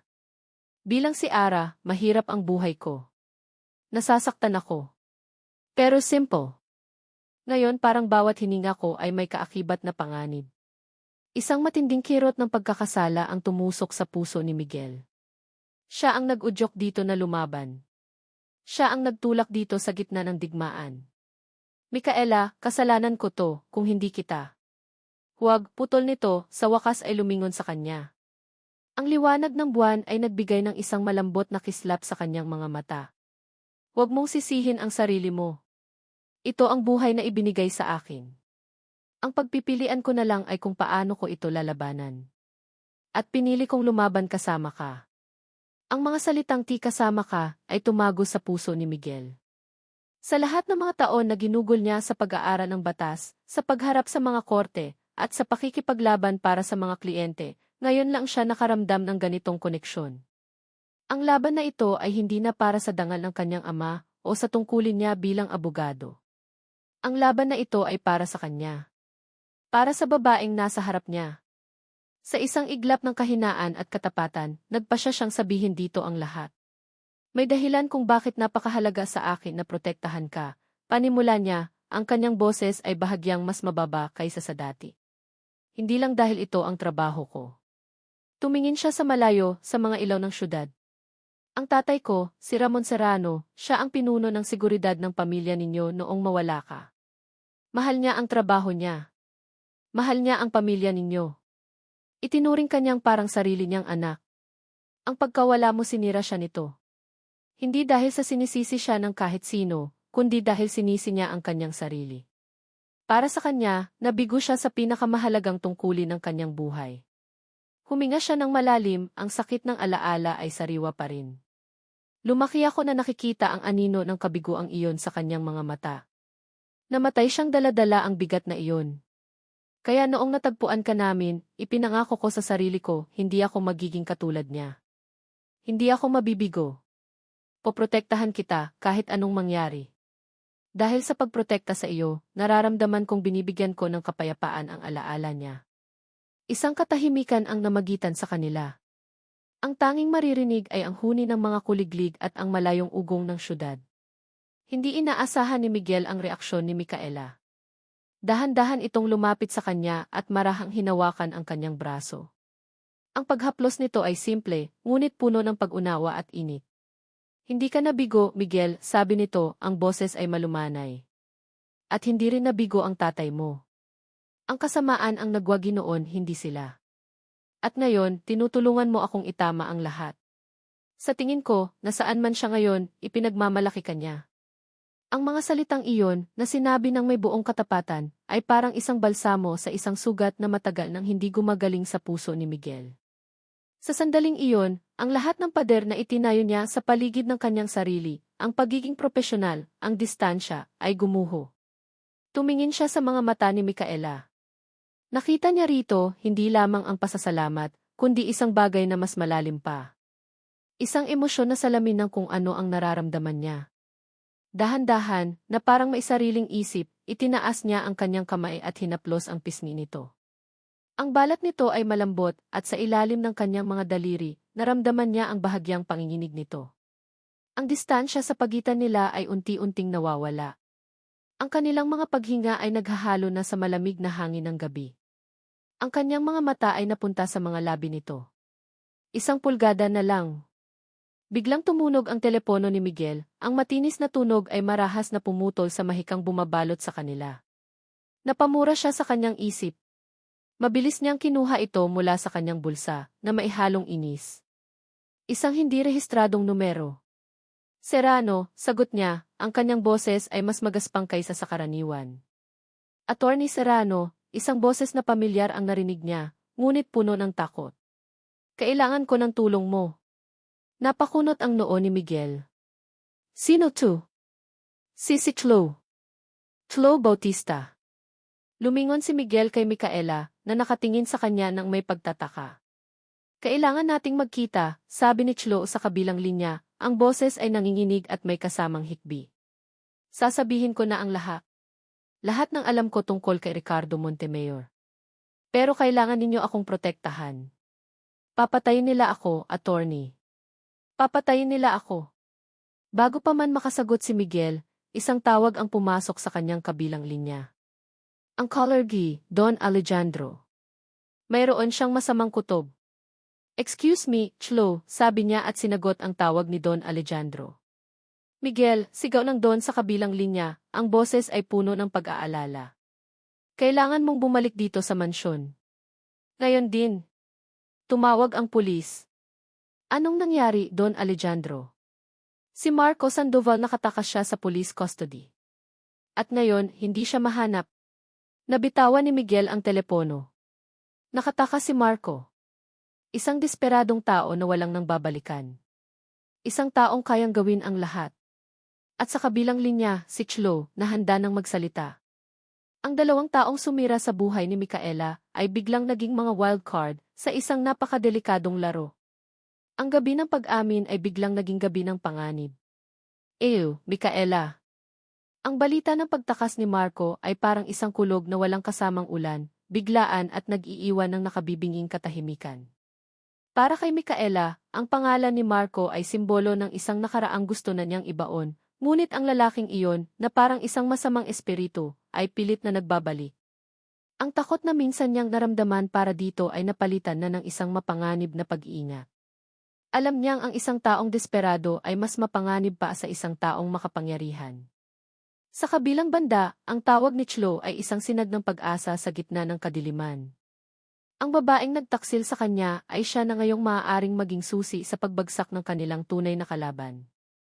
Kailangan nating pumunta, sabi ni Micaela kay Miguel, ang kanyang boses ay matatag sa kabila ng magkahalong emosyon sa kanyang dibdib. Siya ang huling barahan natin. Masyadong delikado, Micaela, tutol ni Miguel, ang kanyang mukha ay puno ng pag-aalala. Isang taksil na gustong makipagkita habang ang isang pugante ay malaya. Ito ay amoy patibong.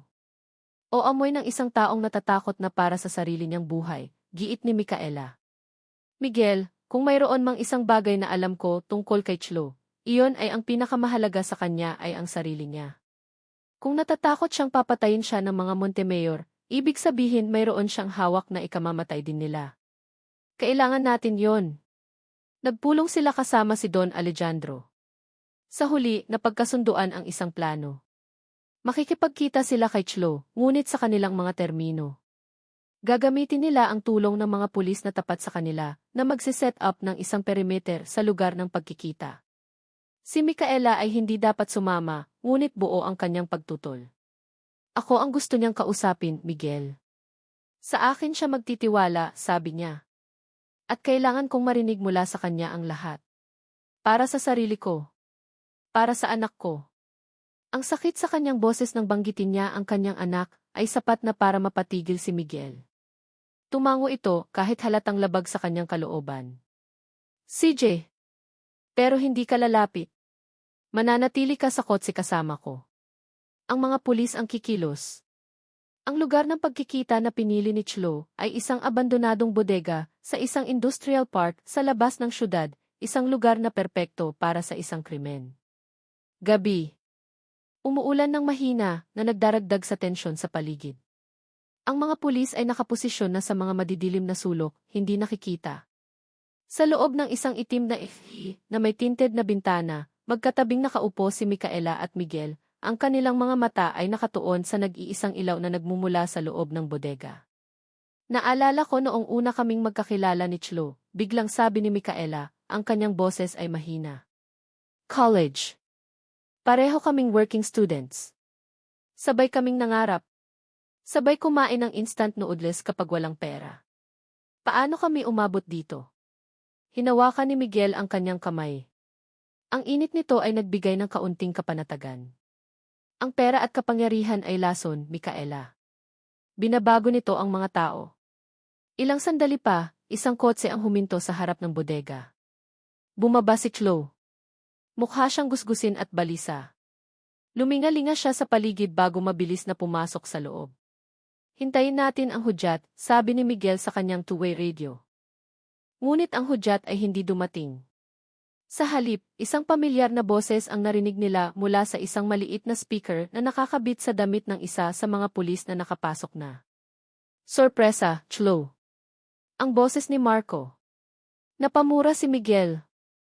It's trap. Pumasok na kayo, sigaw niya sa radyo. Ngunit bago pa man makakilos ang mga pulis, isa pang tawag ang pumasok sa cellphone ni Micaela. Isang hindi kilalang numero. Nanginginig niyang sinagot ito. Hello, Micaela.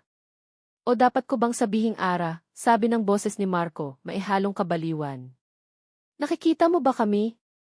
Isang masayang reunion, hindi ba? Marco, anong ginagawa mo? Pakawalan mo siya. Pakawalan? Pero kararating lang niya, tumawa si Marco. May dala siyang isang maliit na bagay para sa'yo. Isang bagay na itinatago niya. Isang bagay na sa tingin niya ay magliligtas sa kanya. Isang flash drive. Sabi niya, ito daw ang insurance niya laban sa mga Montemayor. Puno daw ito ng mga bank records, mga email, lahat ng ebidensya. Narinig ni Micaela ang umiiyak na boses ni Chloe sa background. Marco, please, ibigay mo na sa kanila yan. Umalis na tayo dito. Sabi ni Marco. Hindi pa tayo tapos. Gusto ko ng isang palitan, Micaela. Itong flash drive para sa kalayaan ko. Bigyan mo ako ng $1,000,000 at isang pribadong eroplano para makaalis ng bansa. Kapag nasa airport na ako, ibibigay ko sa mga pulis si Chloe at ang flash drive. Nababaliw ka na, sigaw ni Micaela. Nababaliw na ako. Dahil sa inyo. Dahil sa pamilya mong makapangyarihan, hiyaw ni Marco. Gawin mo ang sinabi ko, o sabay naming sasalubungin ang kamatayan nitong kaibigan mo.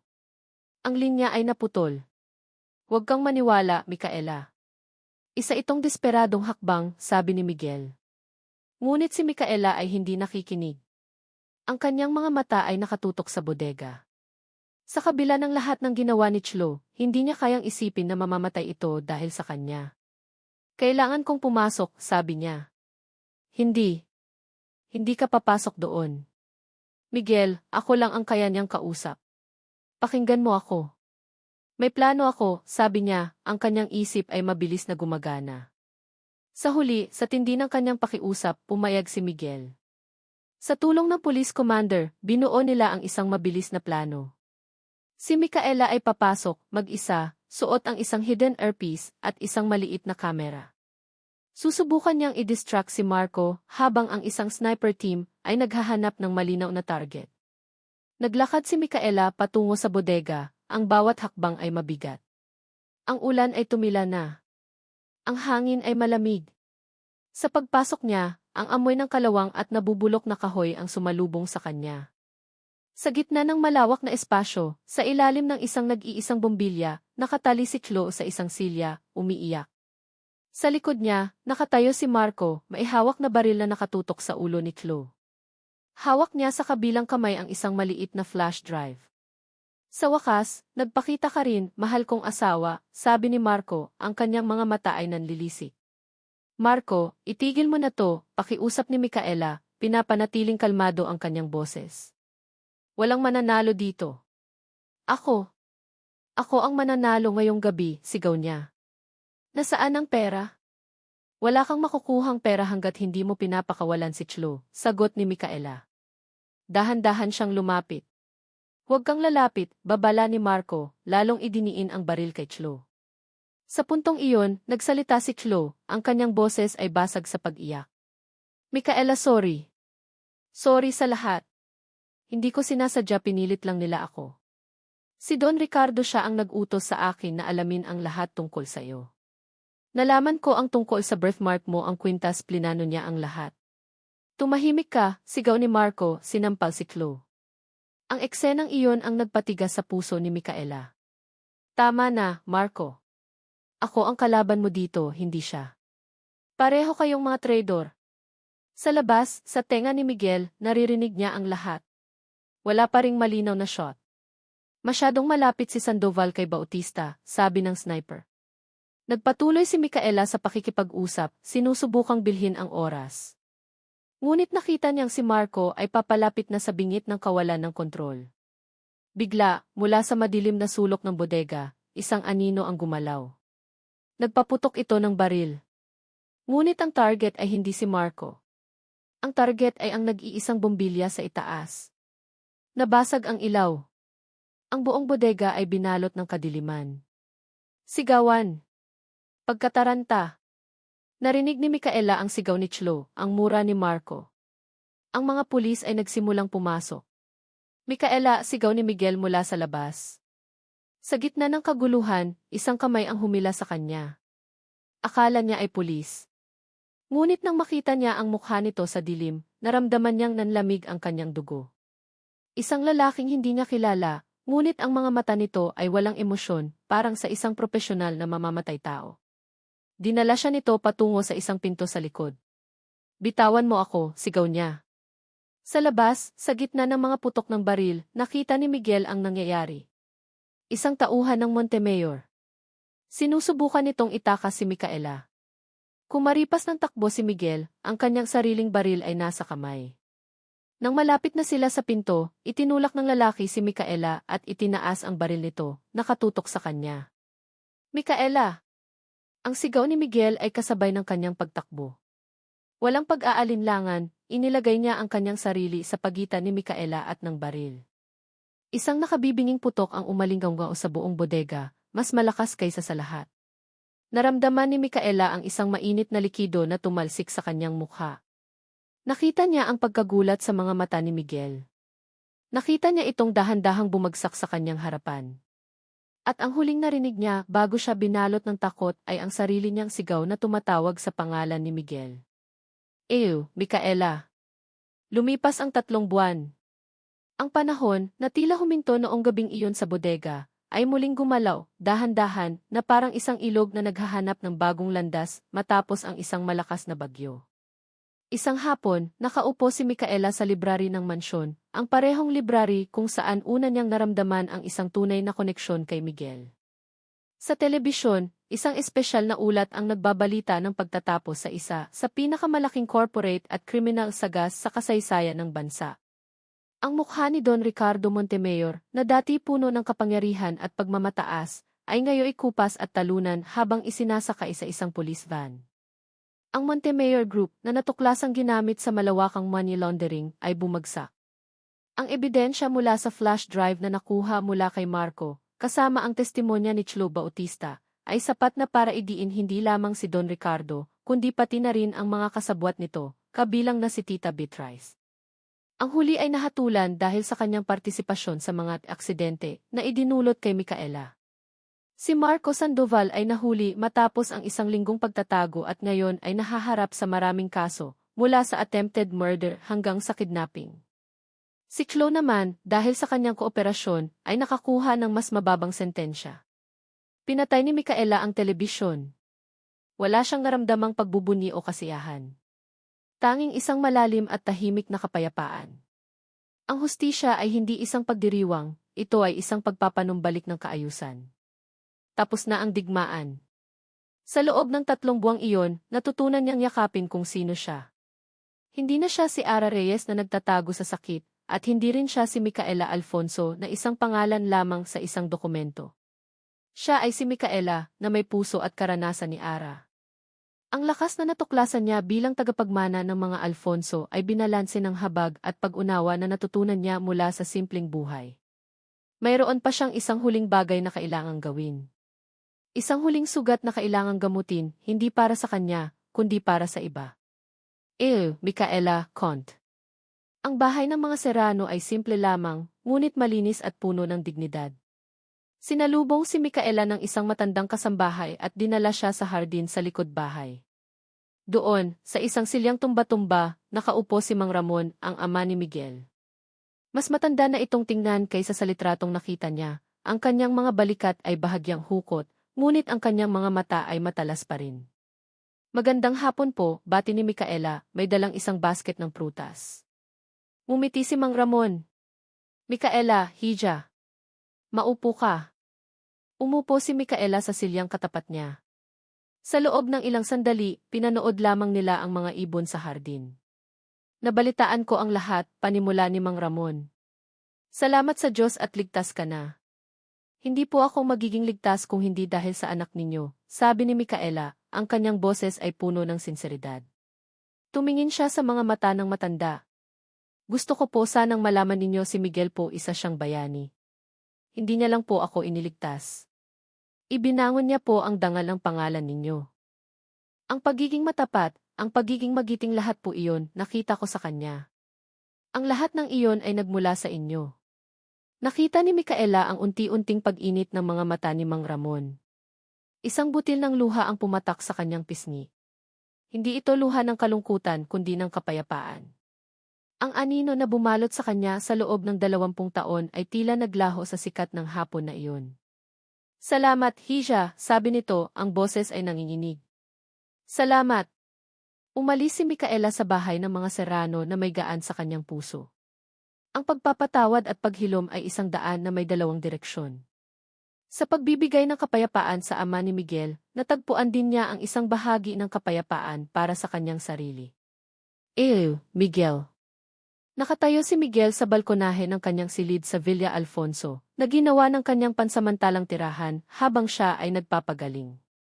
Ang tama ng bala sa kanyang balikat ay nag-iwan ng isang peklat, isang paalala ng gabing iyon. Ngunit ang peklat ay hindi na masakit. Mula sa kanyang kinatatayuan, tanaw niya ang malawak na hardin. Nakita niya ang pagdating ni Micaela.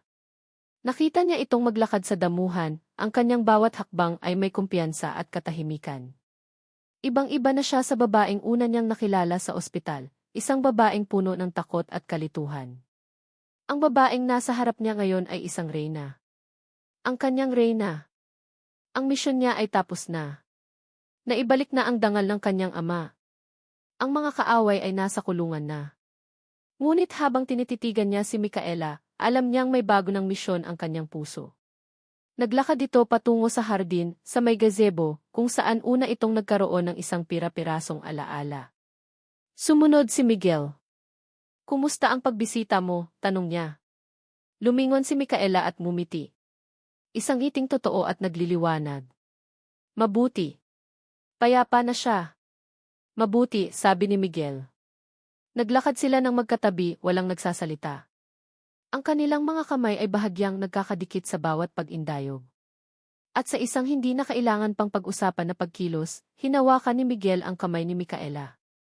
Ang mga daliri nila ay nagkawing, na para bang iyon ang pinakanatural na bagay sa buong mundo. Huminto sila sa ilalim ng puno ng mangga sa tapat ng duyan. Dito nagsimula ang lahat, hindi ba, mahinang sabi ni Micaela. Ang mga alaala. Dito rin maaaring magsimula ang mga bago, sagot ni Miguel, humarap sa kanya. Tumingin si Micaela sa kanyang mga mata. Ang lahat ng sakit, lahat ng takot, lahat ng pag-aalinlangan na minsan niyang naramdaman ay tila natunaw sa lalim ng pagtingin nito. Wala ng mga pader. Wala ng mga maskara. Siya lang at si Miguel. Salamat, Miguel, sabi niya. Sa lahat. Hindi mo kailangang magpasalamat, sabi ni Miguel. Dahan-dahan niyang inilapit ang kanyang mukha sa mukha nito. Gagawin ko ulit ang lahat para sa iyo.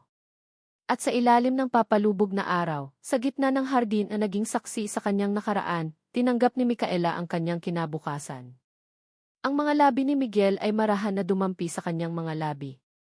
Hindi ito isang halik ng pagnanasa, kundi isang halik ng pangako. Isang halik na nagsasabing nandito na ako. Isang halik na parang pag-uwi.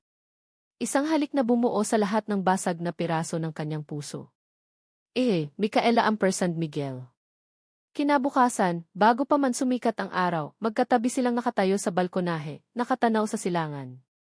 Isang tasang kape ang hawak ni Miguel, habang ang braso niya ay nakaakbay kay Micaela.